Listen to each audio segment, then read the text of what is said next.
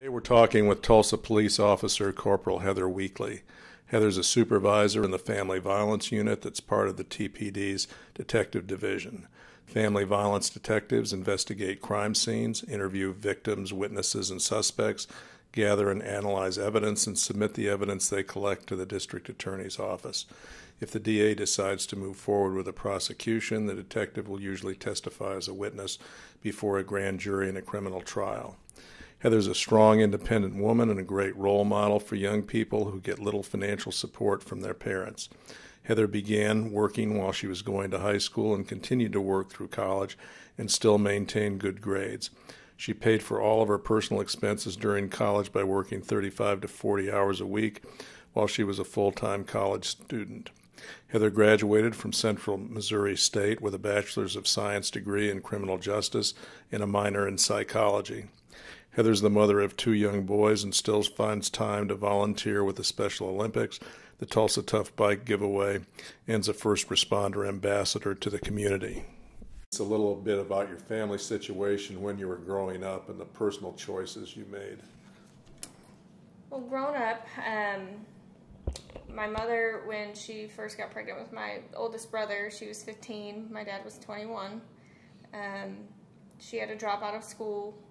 And then by the time she had me, she was 21, so she had 3 kids at 21. My dad was 26. He was taking college classes, but had to drop out and stop that to work full-time. When I was younger, my parents split. I was about 4 or 5 years old, and my mom would, she would have boyfriends, and one of her boyfriends got abusive with her. And there was domestic violence in front of us kids, and we saw that.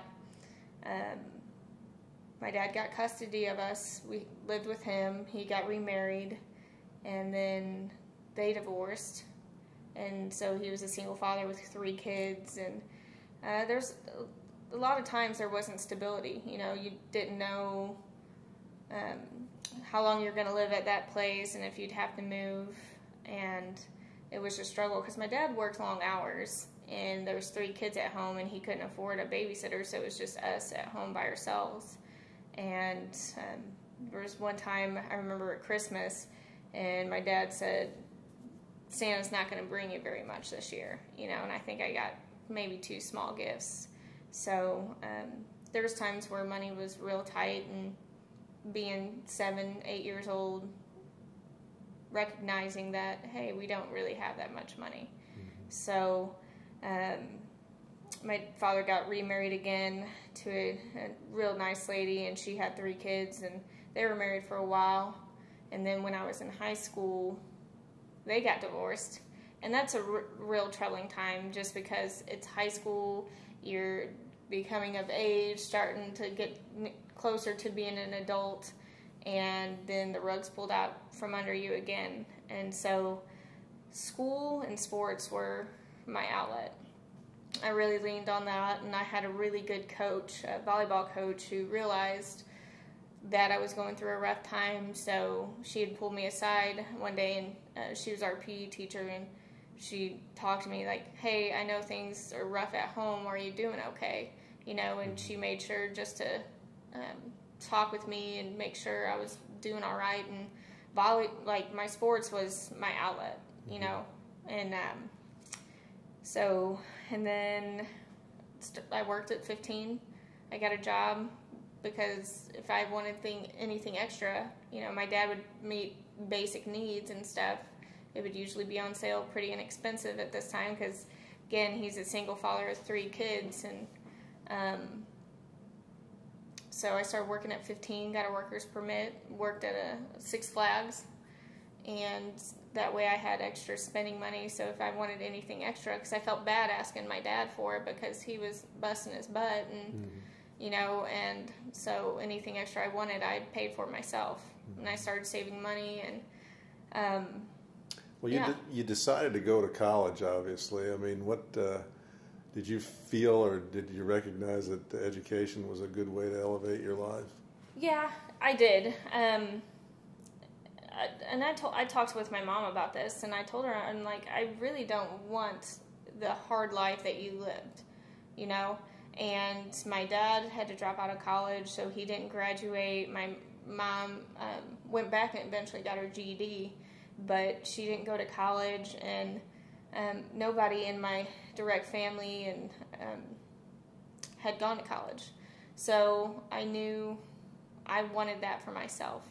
So I made it a point to apply for scholarships, local scholarships through different organizations within the community. And then also I applied for FAFSA, but then the local schools in the area had a program called the A+ program, where if you have a certain GPA, good attendance, and you had so many community hours, that service hours that you had to meet, and then you can get 2 free years at a local college. So I took advantage of that my first year of college, and I also qualified for a grant. So my first year of college was paid for, and I worked almost full-time and went to school full-time because I was paying for my car and my bills, and not getting any assistance from my father. So at some point you went to a 4-year college from Tulsa, or from the community college you were going to? Yes, my sophomore year of college I transferred to Central Missouri State, and didn't have any scholarships, and my dad had remarried at the time, so the grant I did qualify for my freshman year I no longer qualified for. So I again, my FAFSA was turned in, and lo and behold, I qualify for loans, and that's about it. And so, yeah. You said one of those loans was called a Perkins loan? Yes. Could you tell us a little bit about how that works? I'm not familiar with that. Well, it was a Perkins loan, and what it is, it's that loan, if you go into social work, career in teaching, or career in law enforcement as a police officer, each year you fill out information and send it back, and they deduct from that loan. So I think the total amount of loan was like $5,000, and each year it forgave a portion of that loan up until 5 years, and after 5 years in that certain field, which mine was a police officer, it forgave that loan. So that was $5,000 I didn't have to pay back just because of the career I chose. So that was a huge help. It dropped my student loans from $23,000 to $18,000, which is much more manageable.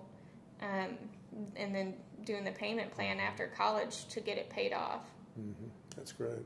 Well, working full-time, or as much as you did during college too, you paid, I'm sure, for all your personal expenses and things that way. You didn't have to rely on anything else for that, so you took care of that yourself. Yeah. During that 3 years I was at Central Missouri State, I had different jobs. I worked at the community center coaching young kids, working the gym and the different sports that they had going on. I also worked at it was called Hastings, and then I also did student security at night from, I think it was like 8 till 2 in the morning, walking students from the different buildings if they were up late studying or practicing their music or whatnot.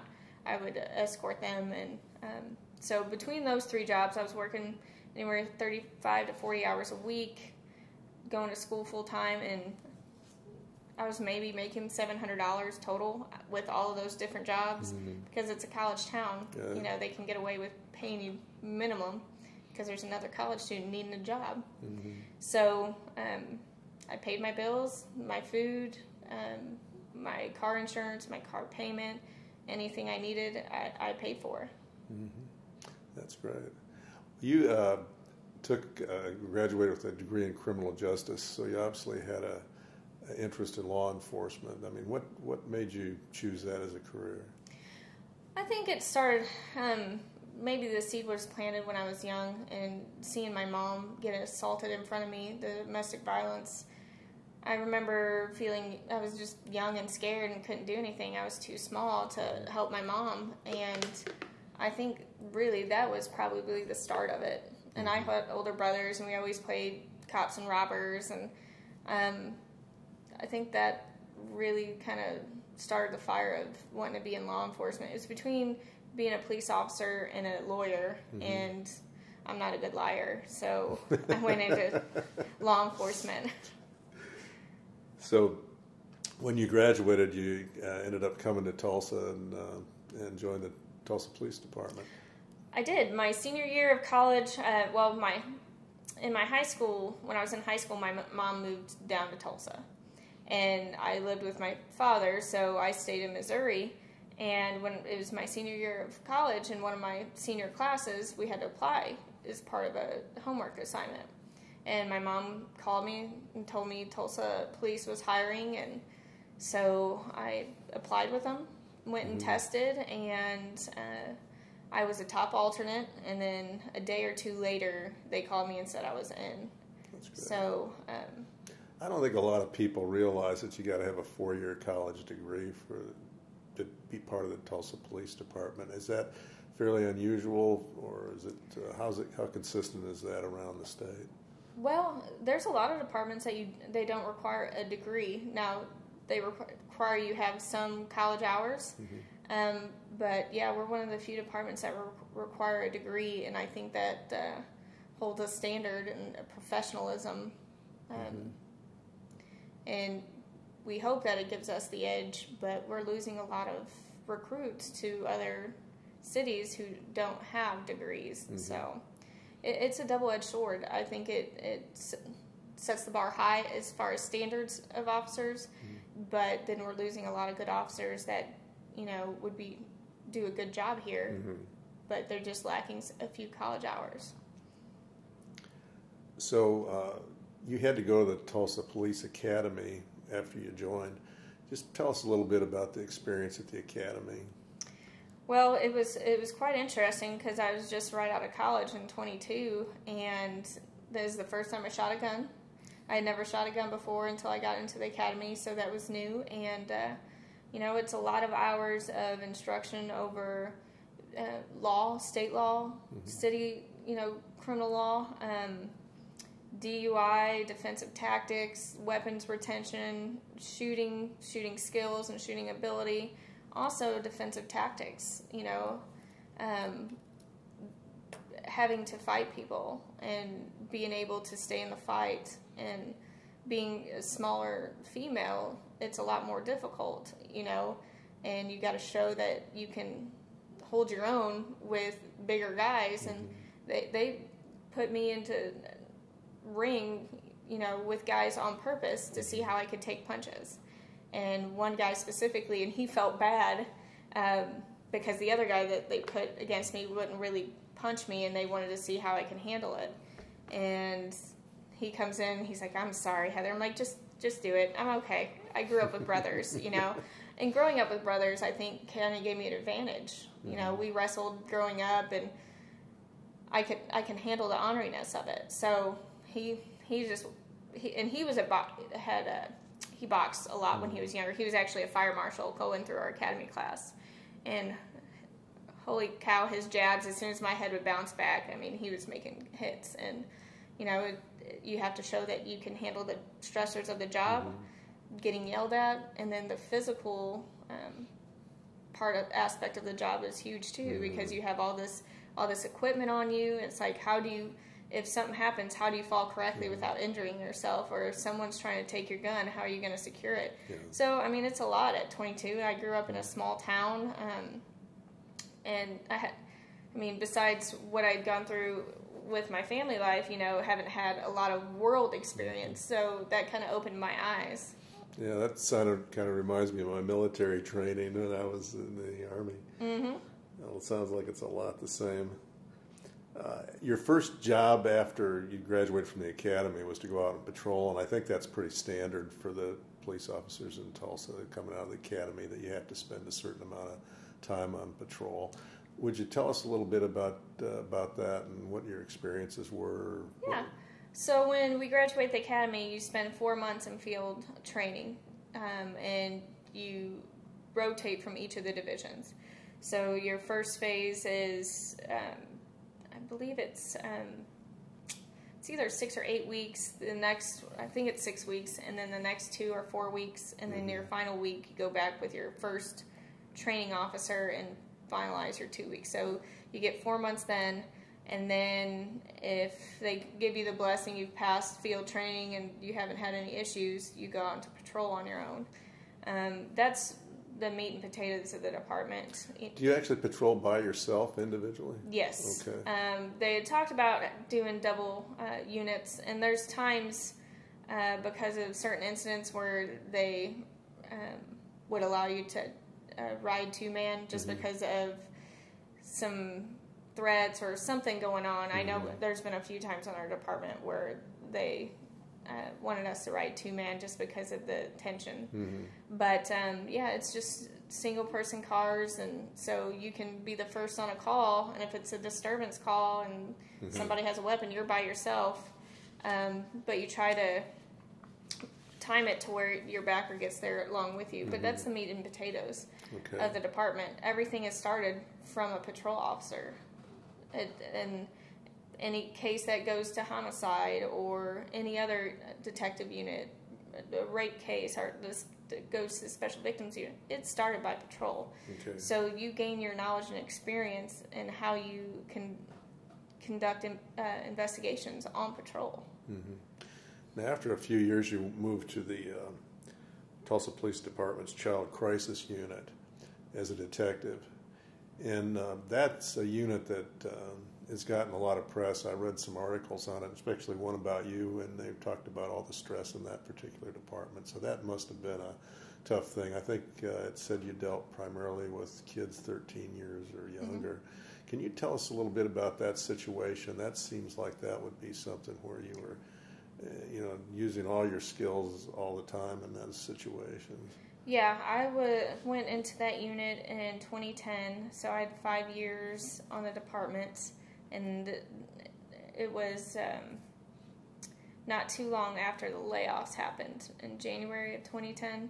I got in the unit in August of 2010, and they investigate child deaths, child homicides. Besides homicides, Child Crisis Unit is the only unit that investigates homicides in the entire department. Physical abuse, sexual abuse, child neglect, and things like that. And it was really hard because you see the worst of society, and being in law enforcement and patrol, you know that stuff happens. But when you go into that unit, you see just how much more, like, you don't realize is how frequent it is, and how people can treat children that way. Parents losing their cool because the child crime baby interrupts a video game and stomps on their head or just throws them across the room. It's really, really, really heavy stuff. And I did it for 3 years, and after that I wanted to. It just weighs on you. Yeah, you needed a break. It really does weigh on you, because if you mess up, you can be letting somebody who physically abuses kids or sexually, abuses kids, let them walk. So it's a lot heavier burden on your shoulders.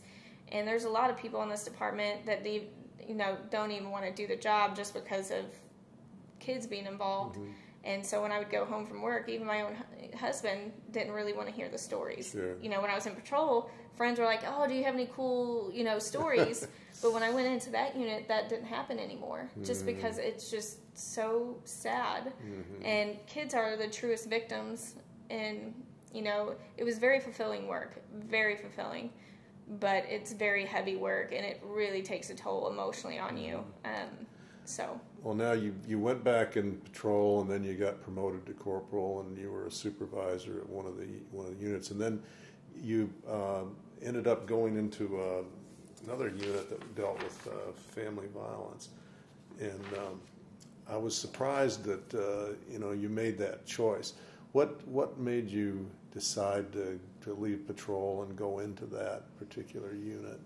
Well, there's a few different things. My husband is also a supervisor, and he was promoted about 10 months ahead of me. And so with both of us being young supervisors, the only days available were the same days, and it would be midnights. So with 2 young children at home, you can't both be on the same days off, you know, and work midnights. So, you know, both me and my husband have to weigh what decisions we make, where we go, based on our family and our careers. So a spot had come open in the domestic violence unit, and I applied for it and wound up getting into that unit. And it's a lot like child crisis in the fact that, you know, we're helping victims, and, you know, the cases that come through, children are seeing the domestic violence, and the individuals who are victims of domestic violence, they're just stuck in that vicious circle. And it's nice to be able to have the resources like, hey, I want to help you, you know, I'm working your case, and try to make a difference in those families' lives, especially with, you know, I've been there, you know, seeing my mom get, you know, assaulted in front of me as a child, and how scared I felt and how helpless I felt, you know. And so now, you know, kind of tables a switch where I can maybe help those children, help those women, like I couldn't help my mom when I was, I think it was 4 or 5 years old. So one of the things that I was really surprised about that, I had a friend of mine who had a daughter that went through some abuse, family abuse, and she had young children. And working the way the police did the investigation, the detectives did that, worked with the DA, and then also there's other services and things. And I know I was the police officer, and just kind of, like you said, they were always trying to help those families so that wouldn't be repeated. And you can do it working with the district attorney's office, but you can do it with other services too. Can you talk a little bit about that, some things that might be available to them? And also, I think people don't really realize a lot how the district attorney's office works, and how these detectives have to work with the DA to assemble the material for the case. And I mean, that's a long question, but if you could just take me through that a little bit, because I think it's important for people to understand that. Well, there's 2 pieces to it. Yeah, we have tons of resources available. We have the Family Safety Center, where they have advocates there. They also have attorneys that can help walk victims of domestic violence through getting a protective order on the defendant, the suspect. There's also other attorneys there to help them with other things associated with that. Family Safety Center is wonderful. They have counselors there, and also work with children. They have a daycare there where children can go while the parents or guardian is going through the process and working through with the Family Safety Center. So they're in a safe environment. It's a secure environment. We also have DBIS, the shelters. I know a lot of women are afraid because they're financially dependent on the suspect. And, you know, we have those shelters. And there's also, there's just so many other resources. And within our unit, we have a DBIS employee who's a law enforcement advocate who makes contact with our victims and helps us with working cases. He'll talk with them, hey, the detective needs this witness statement, or in the report you took pictures or have texts or emails or anything like that. We'll work with him, and he'll get us what we need to make that investigation complete. And then also there's this special victims unit within the DA's office, and we've got good relationships with those attorneys in the district attorney's office. And if there's a case that we're having issues, or we'll staff it with them and discuss it with them. And so you're always working closely with the district attorney's office. And not just preparing evidence, but you testify in cases. And yes, we testify in cases, and if they need follow-up from arrests that patrol officers have made, they'll get a hold of me. That's one of the aspects of my job as the corporal in the unit, is I'll do follow-up if it's a arrest patrol is made. That I'll get an email from one of the ADAs that's within that special victims unit. Hey, we need this, can you get this, can you get these pictures, and I'll follow up with that so we can have everything to make them ready to prosecute the case. And that's what we want to do, to make the victim feel safe and seek justice for the victim. And people don't realize that that's our job. This isn't personal, it's not vindictive. Our job is to seek justice, find the truth, and if the truth shows that all the evidence shows that person's guilty, then we're going to do our best to have all that evidence in there and seek justice. Yeah, I think the people at the DA's office that work on this with the police, I mean, I think you're a really great team together trying to take care of these situations. So you've had a long career now in the Tulsa Police Department. What do you find most enjoyable about it? What do you like the most about your career as a policewoman? Well, I've been in for over 13 years now, and my favorite thing is when you really see that what you're doing will help somebody. It gets them out of that moment, and then, it may be a year or two later, but they thank you. And we don't do this job to be thanked, we do this job to try to make a difference because we live in this city too, and we want it safe, and we want to help make it safe and put those bad people behind bars where they belong. And so that's my favorite part at the end of the day, when you work really, really super hard on a case, whether you're in patrol or investigations, and you finally seek justice for that victim. One of the most memorable cases to me was little boys in Monte Green. He wasn't even 2 years old. He's like 20 months old, and it was physically abused. And through patrol's efforts and through investigative efforts within our unit, and then also the help with the District Attorney's Office, Sarah McAmis was the one, I believe, that prosecuted this case. We were able to get life against the suspects. And a little boy who never got to live a full life, that was just treated so poorly by people who were supposed to love him. I don't believe his mother ever showed up for court, and she had given him to these to the two defendants that were charged in the case to raise him. And the last thing his little eyes saw before he left this world was two people that are supposed to love him just beating on him and allowing him to die, and at the end of the day, I'm so proud of our department and the officers that were involved in this case, because we showed more love for this little boy that we have no idea who he was, showed more love and concern than anyone who's supposed to love him. And we got justice for him. They got life in prison, both of them did, and that's why we do the job. One other thing that I read about you was you received an award in 2015 from the police department, a life-saving award, and that was a real special incident. Could you just tell us a little bit about what you did to receive that award? It was a call where a teenager had a cord wrapped around his neck, gasping for air, and wouldn't let his guardian near him.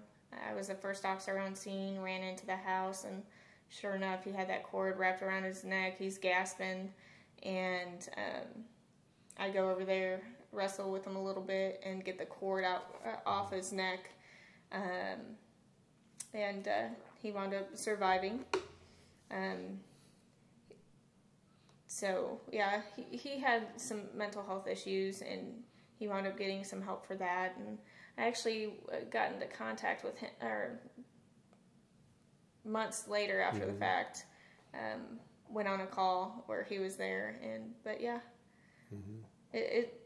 I was surprised when I got there because it was still around his neck, so it was just like, okay, and you react without even thinking. You know, my instinct would just go straight there, get it off his neck, and whether he would let me or not, you know, I didn't. He's a teenager, you know, so I got put in for the award, and I got accepted for it, and it was a special moment. So I'm sure that after people listening to you, a lot of students are going to be interested in careers in the police department. If they're interested, what sorts of things can they do to learn more about it? Are there opportunities for them to go out and see the department, see the academy, or have policemen come in and talk to their classes? What would you suggest they do to learn more about these kinds of careers? There's quite a bit. Just doing research on the history of the Tulsa Police Department. Also, we have the Tulsa Police Explorers program. They can become a part of that, and then they'll actually get to do mock crime scene stuff, go to competitions, and you start learning more laws and procedures and things like that. And they even have their own cool Tulsa Police Explorer uniform, and get to help at events. How do they sign up for that? What do they? They would have to contact the police academy, or go to tulsapolice.org. I believe there's a link to it for Tulsa Police Explorers. That's a good way to do it. They can always come ask to do a tour of any of the divisions. There's lots of things, you know. There's just lots of opportunities. So and officers are more than happy to go speak to classes. I know I've spoken to my child's class about law enforcement and explained some of the different things, tools that we utilize. And there's a lot of officers that will be more than willing to go speak to a class or shoot. Even we like it when kids come up and like, hey, do you want to see our police car? Now I have an unmarked car, so I don't. Mine's boring, but like my husband, you know, if kids come up and want to see it, we're more than happy to show. We don't want children to be afraid of us. We want children to see us as somebody to go to if something's going wrong. You know, that's the one thing that gets us when parents are like, if you're not good, they'll come arrest you. It's like, we don't want them to be scared of us. We want them to come to us if they need us. And it's that establishing that role within the community and that relationship. Hey, you can come up. Hey, you want to see our car? Yeah, come see our car. You know, at the end of the day, that's a uniform. This is our job. That's, you know, we're human beings underneath that uniform, and we want to build those relationships because we live in this community. Want to keep everybody safe. Well, Heather, thank you very much. I appreciate you talking to me.